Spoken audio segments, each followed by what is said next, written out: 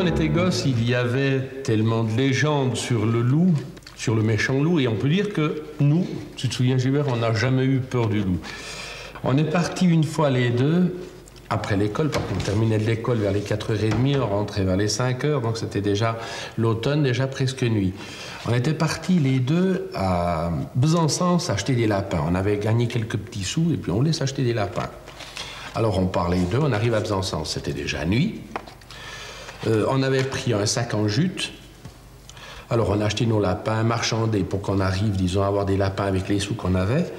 Et puis, mais le comble de malheur, c'est qu'en rentrant, il a éclaté un orage terrible. Bon, on devait, déjà dans la forêt, on devait se guider en regardant la cime des sapins, parce qu'on n'y voyait absolument rien.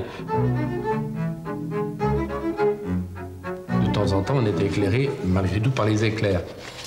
Mais le comble de malheur, c'est que quand on arrive à la maison, bon, on en rit à présent, mais c'était plutôt dramatique pour notre époque, c'est que nos lapins, quand on est arrivé à la maison, il en subsistait un de vivant et l'autre était mort. On en avait acheté à chacun un. C'est que naturellement, notre sac en jute s'étant mouillé, il est devenu imperméable. Et c'est là que nos lapins ont péri. Alors ça a été toujours le gros drame après. À qui attribuer le lapin survivant? Près de la cascade, au bord de la rivière, on avait notre cabane. Toi, tu étais un spécialiste pour capturer les truites. Oula, j'ai des bons souvenirs. Alors vraiment, parce que comme on avait le ruisseau qui est passé, qui s'appelait le Flon, alors bon, on était l'équipe qu'on suivait et puis on allait aux truites. Alors là, il y avait toute une tactique. Bon, on connaissait nos pierres vraiment à fond, alors on allait avec les deux mains tranquillement, puis dès que la truite, on sentait un petit peu, parce qu'il fallait surtout ne pas avoir de sursaut. Alors bon, pour finir, on avait vraiment la tactique, on prenait ces truites, et comme on avait près de la maison et un petit ruisseau qui se jetait dans le Flon par la suite, alors on avait fait des petits étangs, et là on relâchait nos bestioles. Et comme notre maison était située, d'un côté il y avait le ruisseau, le Flon, et de l'autre côté c'était la forêt. Alors, entre les frangins, on décidait, dit, ben, tiens, aujourd'hui on va au ruisseau et aujourd'hui la forêt. Et par exemple, quand on décidait d'aller faire notre balade en forêt, bon, on s'embarquait, et puis, qu'est-ce qu'il faut dire, 200 mètres après, on traversait un verger, qui n'était pas notre verger, bien sûr. Alors, comme on était gosses, on piquait 2-3 fruits, bon, quand c'était les pommes du mois d'août, ensuite les cerises, et ensuite on faisait nos balades.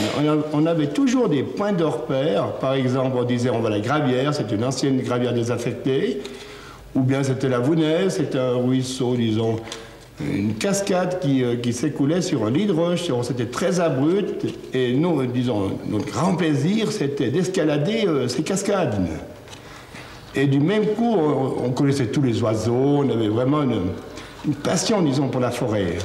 Même des lièvres qu'on pouvait observer, on allait même le soir à la tombée de la nuit, parce qu'on avait des repères, disons, de tanières à renards, à blaireaux. Si on arrivait à les observer à la tombée de la nuit, on était vraiment emballés.